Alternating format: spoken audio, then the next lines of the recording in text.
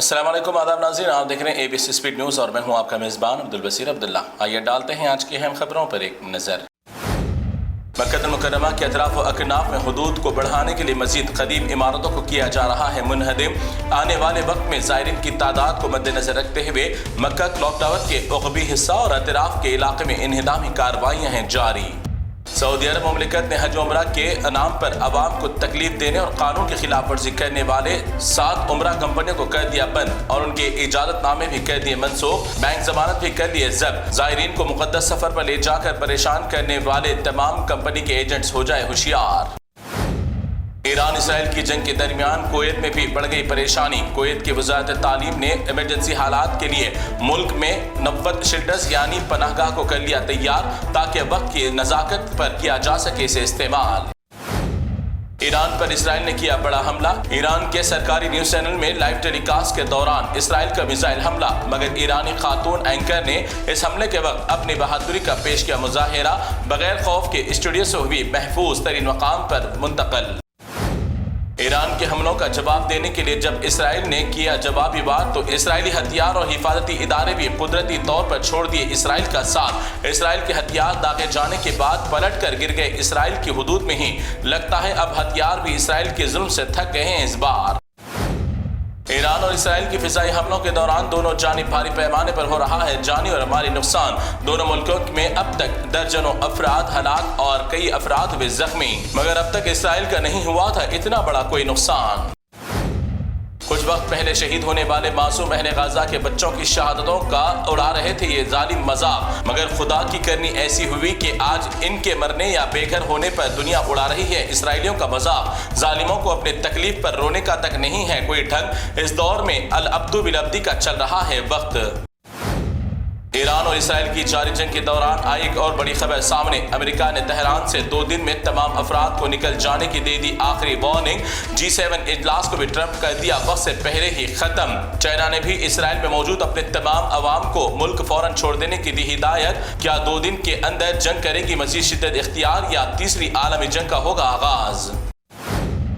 اسرائیل کو ہوا منگل کے روز بڑا نقصان۔ ایران نے اسرائیل کے خفیہ انٹیلیجنس کے دفتر کو ہی بنایا میزائل سے نشانہ۔ اس حملے میں اسرائیل کا خفیہ انٹیلیجنس کا اڈا ہو گیا تباہ۔ اس حملے میں کتنے اسرائیل کے افسران ہوئے ہلاک نہیں آئی خبر سامنے۔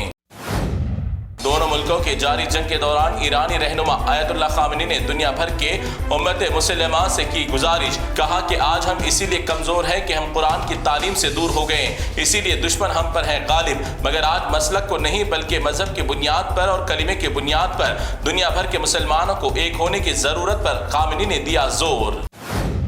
دنیا بھر کو یاد ہے یہ مناظر کہ کیسے اہل غزہ پر اسرائیل نے کیا تھا ظلم اور لاکھوں فلسطینیوں کو کر دیا تھا بے گھر۔ راستوں پر زندگی گزارنے پر اہل غزہ فلسطینیوں کو کیا تھا مجبور۔ فلسطینیوں کی لگی آج اسرائیلیوں کو بد دعا۔ آج اسی لیے نامراد ناپلید نسلیں بھی گھر بار سے آ گئے روڈ پر۔ خدا کے پاس نہ دیر ہے نہ اندھیر، مظلوم کی بد دعائیں نہیں جاتی کبھی خالی۔ امریکی صدر ڈونلڈ ٹرمپ پھر ایک بار مزید 36 ممالک پر امریکہ میں داخلے پر پابندی عائد کرنے پر کر رہا ہے غور۔ گزشتہ ہفتے ہی 12 ممالک پر امریکہ نے عائد کی پابندی۔ ملک کی سلامتی کے لیے امریکہ اٹھا رہا ہے اقدامات۔ یہ کوئی ہالی ووڈ کی شوٹنگ کا سیٹ نہیں بلکہ اسرائیل کا ہے یہ کھنڈر کا منظر۔ ہرے بھرے غزہ کو کھنڈر میں تبدیل کرنے والے ملک اسرائیل کی تباہی کا دیکھا جا سکتا ہے حقیقی نقشہ۔ کچھ دن پہلے یہاں تھی آبادی، مگر غزہ کی طرح یہاں بھی محلات کھنڈیر میں تبدیل ہوتے آئے نظر۔ اسرائیلی میڈیا ایسے علاقے کو کور کرنے میں محسوس کرنے لگی اب شرمندگی۔ ایران اور اسرائیل کے درمیان جاری جنگ کو بھی ہندوستان اور پاکستان کے جنگ کی طرح روکنے پر میں کروں گا کام اور دونوں کی بھی جنگ رکوانے میں رہوں گا میں کامیاب۔ ڈونلڈ ٹرمپ کا کھوکھلا دعویٰ، مگر خود اپنے ملک میں لگی آگ کو بجھانے میں ڈونلڈ ٹرمپ ہوئے ناکام۔ بھارت کے بہادر ہونہار پرائم منسٹر نریندر مودی جی اپنے ملک کی ریاست بہار میں غریب بھولی بھالی عوام کے سامنے زبردست طریقے سے چھاٹنے لگے انگریزوں کی طرح انگلش، مگر جب انگریزوں کے ملک میں انگلش بولنے کی آتی ہے باری تو ہندوستانی پرائم منسٹر نریندر مودی ہندی زبان کا استعمال کر کے آخر انگریزوں کو بھی سکھا دیتے ہیں ہندی۔ آخر کون سے استاد ہیں مودی جی کی دنیا کو ہے تلاش۔ کرناٹکا میں کانگریس پارٹی کے ڈپٹی چیف منسٹر ڈی کے شیو کمار سائیکل سے اترنے کے دوران گر پڑے سیڑھیوں پر۔ سائیکل سے گرنے کی ویڈیو وائرل ہونے کے بعد عوام کے ساتھ ساتھ اپوزیشن پارٹی بی جے پی نے بھی ان کی کمزوری کی طرح کمزور حکومت کو بنایا نشانہ۔ دنیا بھر میں ہندوستان کی ترقی کی چیخ چیخ کر بیان دینے والے لیڈران کے لیے زوردار تماشا۔ بہار کے گیا ضلع کے ایک کمزور گاؤں سے یہ ویڈیو نے ہندوستان کی ترقی کی کھول دی پول۔ رات کے اوقات میں سرکاری کھمبے کی لائٹ کے آسرے میں بیٹھ کر ایک معصوم بچی تعلیم حاصل کرنے پر ہے مجبور۔ بڑھے گا انڈیا تو بڑھے گا انڈیا، مودی جی کا تھا یہ کھوکھلا نعرہ۔ عوام کے ووٹ حاصل کر کے روڑ پتی سے کروڑ پتی بننے والے سیاستدانوں کو آنی چاہیے شرم۔ آج بھی ترقی کردہ ہندوستان میں ایسے لاکھوں بچے اپنا ایک وقت کا پیٹ بھرنے کے لیے پھینکے گئے کھانا کھا کر مجبوری میں ہیں زندہ۔ انہی غریبوں کی بدولت سیاستدانوں کے بچے بیرونی ممالک میں جی رہے ہیں لگژری لائف۔ دعوتوں میں کھانا کا اسراف کرنے والے، اور یاد رکھو یہ بھی ایک چہرے۔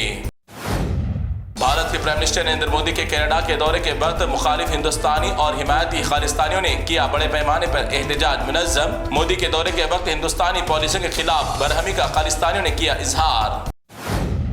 ہندوستان میں کورونا کے پھیلتے پروں کے درمیان اب تک 7,000 سے زائد نئے کیسز کر لیے گئے درج، مگر 2 دن سے نئے کیسز کے ریکارڈ میں آئی کمی، مگر اسی دوران اب تک 13 افراد کورونا سے ہوئے ہلاک۔ تو ناظرین، یہ تھی ABS اسپیڈ نیوز کی تمام تفصیلات۔ دیگر خبروں کے لیے آپ دیکھتے رہیے ABS نیوز۔ فی الحال آپ مجھے دیں اجازت، اللہ حافظ۔